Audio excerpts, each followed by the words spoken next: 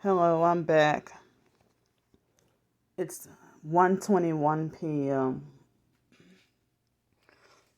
Well, I don't remember what time this morning I went to sleep, but it was in between 7 and 8 o'clock this morning.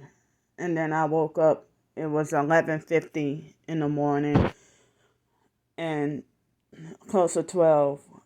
And so today, it seems like this morning I got more sleep, a little more sleep than yesterday morning. And I would have wanted to sleep more, but I want to try to get my sleep back to normal.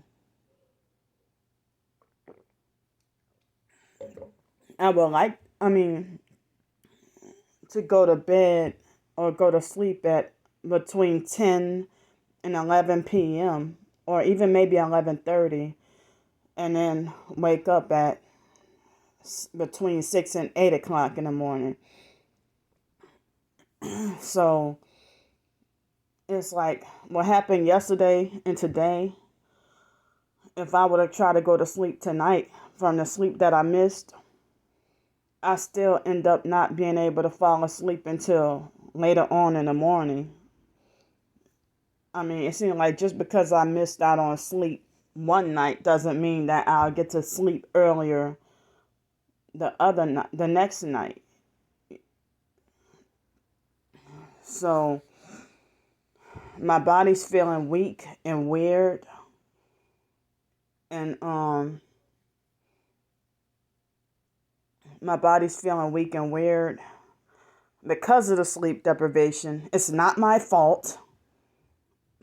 Because of the sleep deprivation, I'm a little mentally off and incoherent, you know, but that's a side effect of being sleep deprived. So, with my ear infection, I with my ear infection, I had um had to put my earbuds in my ear to block out outside noise so I can be able to focus and concentrate on my writings. And then but at the same time I need for my ears to breathe. I need for my ears to breathe, but I can't because of me. I need me also needing to block out noise. But I don't remember if I mentioned it, but in the last video I don't think I did, that my hypersensitive ear condition, I don't know if I'm microchipped or not. I don't know if I've ever been. I don't know if I've ever been microchipped, but um, well, I don't know, and I don't have any proof of whether or not I've been microchipped. But I doggone sure have drones and satellites following me, and me being tracked. Everything I do is, they increase their online presence with stalking everything I do and causing me more anxiety and fear and feeling like as if they have trying to frighten and I know who that is too, trying to stalk all my blog posts and trying to have me frightened and intimidated all over again. But you can't comment on my blog. So I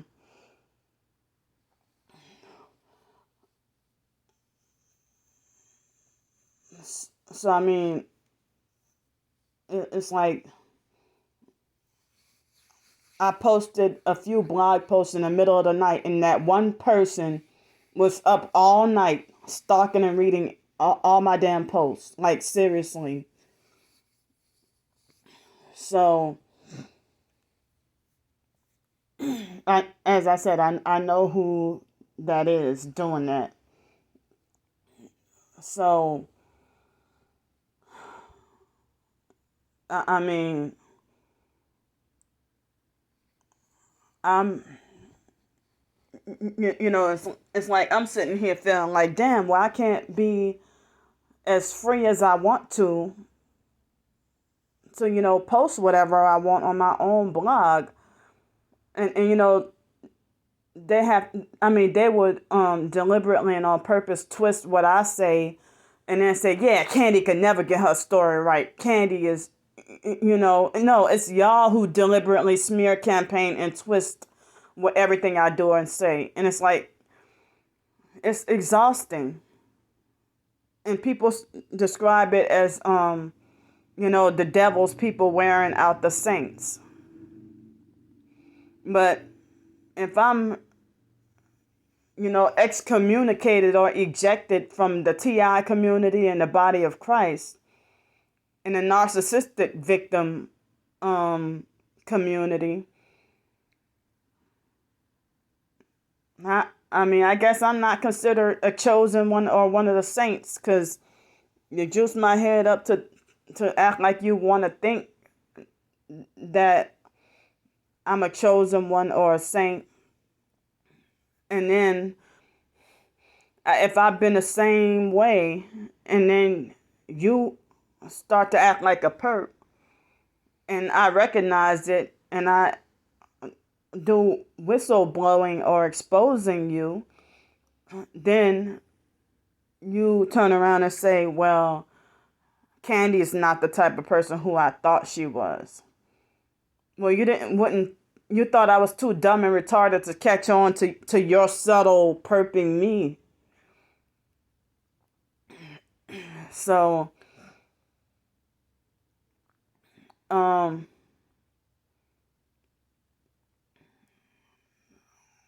it's like, I don't know if it's good or bad for me. If I try to go get some sleep some more, I don't even think I can sleep some more. But I don't even think I can sleep some more. But I don't even know if I try to go to bed at 10 o'clock tonight, or even earlier. If I try to go to bed at 8 or 9, then it won't even, I don't even know if, I end up successfully getting any sleep. But no matter what time of the day it is, if I try to go to sleep, then they do something noise related to startle me and cause me adrenaline rush, and it takes me hours to calm down. So, oh yeah, I forgot. Okay, with my hypersensitive ear condition, that some people said that it's probably because of all those years from being on psych medications, and other people say it's mercury toxicity, mercury poisoning from the metal fillings in your mouth. The metal amalgam fillings, tooth fillings, in my mouth. But it's not easy to get to travel these days, and I don't have near the money to travel or to you know see any holistic dentist that would you know treat to get all the metal out of my, because it's like almost the entire backside of my mouth is filled with tooth fillings. And people say that if you accidentally swallow the poisoning from the mercury, the vapors, I'm sorry, the if you swallow a tooth filling, it's toxic enough that you can die. But they put us in the system, and I can't say certain medical procedures on here because you know But anyway, how when you put in the foster care system, they do it all. They put all these toxic tooth fillings in your mouth as a result of the psych medication they put you on in the first place that dries out your mouth. I heard that, you end up with dry mouth taking psych meds, and it dehydrates you. And it's a long list of things of, the dangers of psychiatric medication, psychotropic drugs. um, the and so I really think that I ended up I probably ended up with a lot of cavities as a result of, as a child, being forced to take psychiatric medications, and those psych meds, and I was always sick as a child too. I was always sick. And so you end up, having the forced, V word that I can't say. And all these forced medical procedures. I didn't have a whole lot of surgeries, but I had a few surgeries as a child. They want to make sure you're quote unquote immunized and all that. And so being in a system, they're making more money off of, I guess it's medical slavery and medical trafficking. And with us in foster care, you know, being treated like cleanup slaves in foster care, that was our thing. We got treated as cleanup slaves. But some other foster children, I heard that they were sex slaves.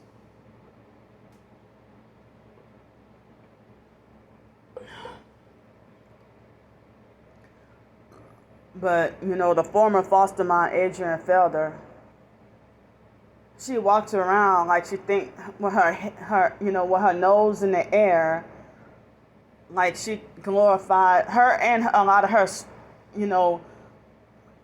arrogant, snooty, snotty, snobby, narcissistic, stuck-up relative. Her and it's like a lot of them, they have elitist mentality, and so they have elitist mentality, and they glorified it. They manipulated us to feel like as if they are perfect people. And even as a child, I would get heavily shunned. I would get heavily shunned or condemned if I made a mistake. I mean, mistakes weren't allowed, and you had to be perfect. See how I said the foster mom ran her own house like a cult? And with us being cleanup slaves, they call that labor, part of labor trafficking. And got such very small allowance, like $5 a week or $20 a month. And she would look for nitpicking and just look for excuses to withhold that. No, and we tried our best, to try to clean up, or nothing was ever good enough. And then, you're the one who did this to me, but I'm the one walking around with the label or diagnosis of OCD, obsessive compulsive disorder, and anxiety disorders, and suffering depression and stuff. Also, I wanted to say that looking back at some of my old blogs and journals from 2008, it's like I recognized and I knew that they were smear campaigning me with the schizophrenia label, but the psychiatrists have not diagnosed me with schizophrenia. It's with the foster mom smear campaign.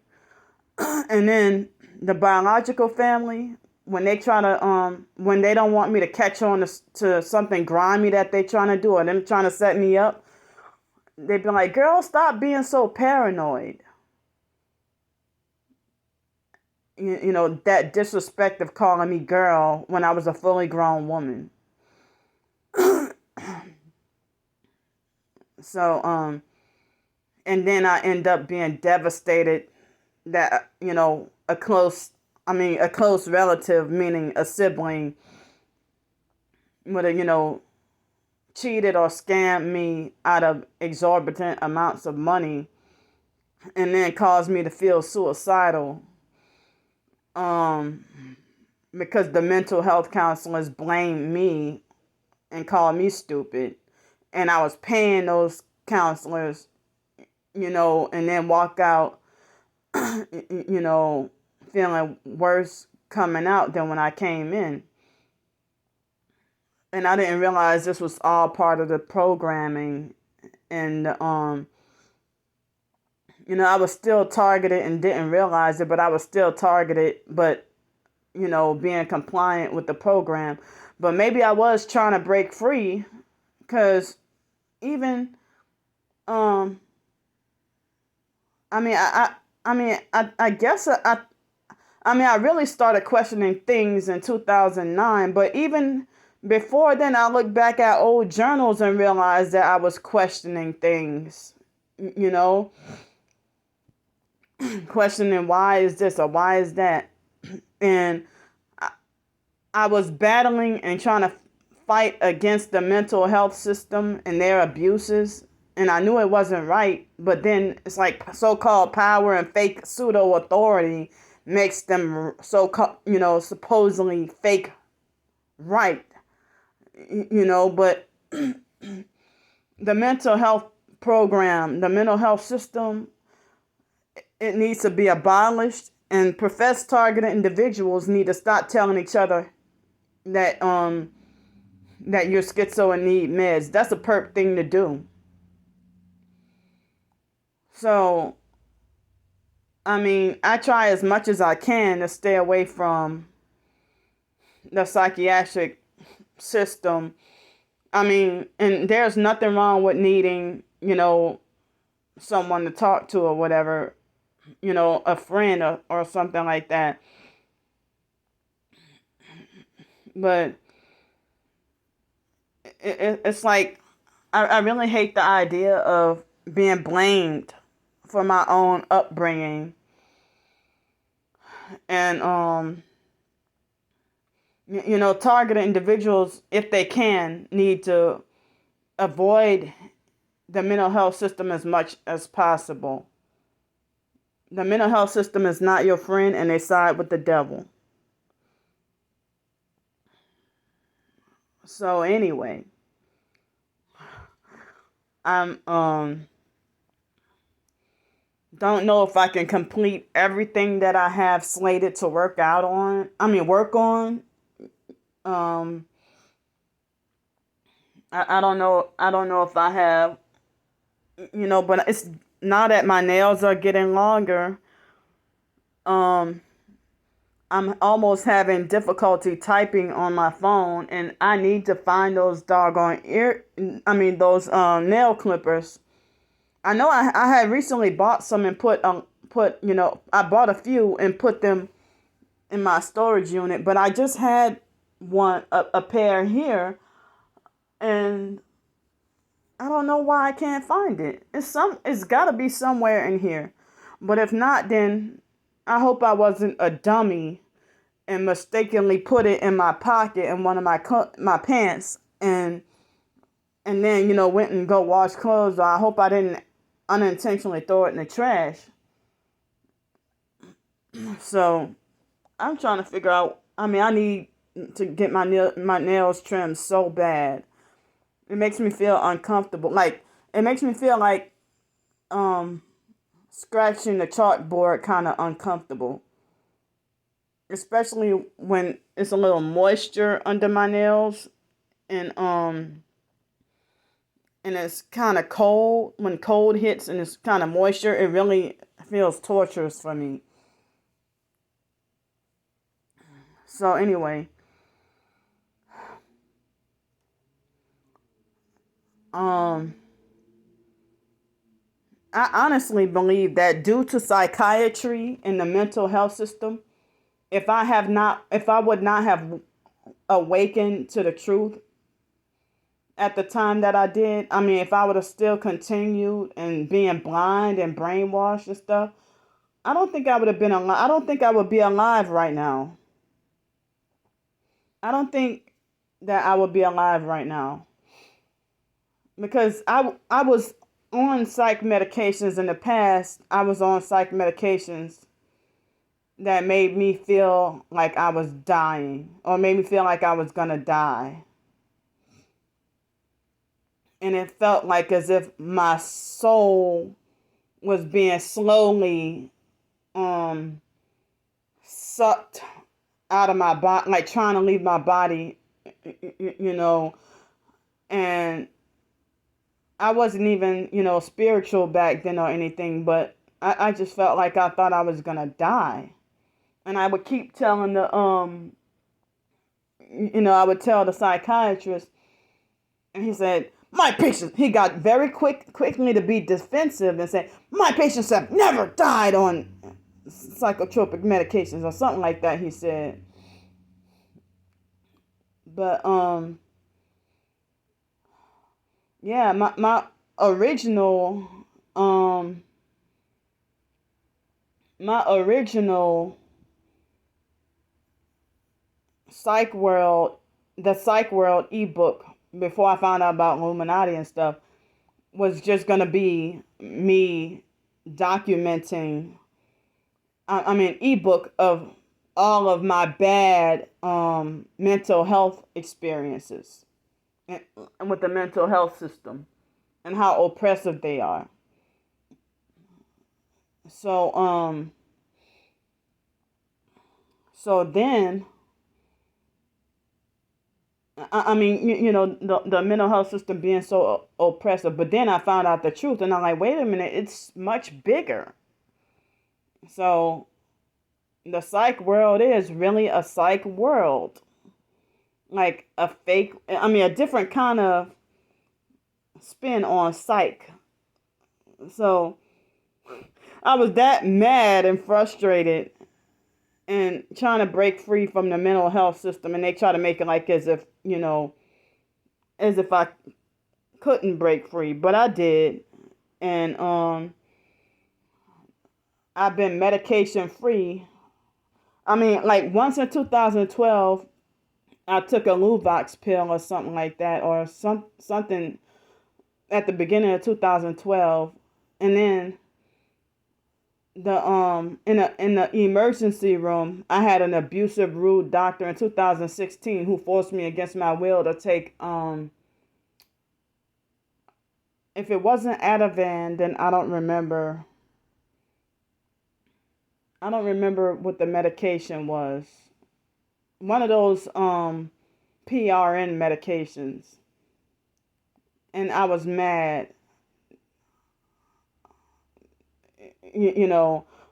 But other than that, overall, I've basically been psych med free, psychotropic drug free since 2011. And I don't even remember when the last exact date that I took the pill.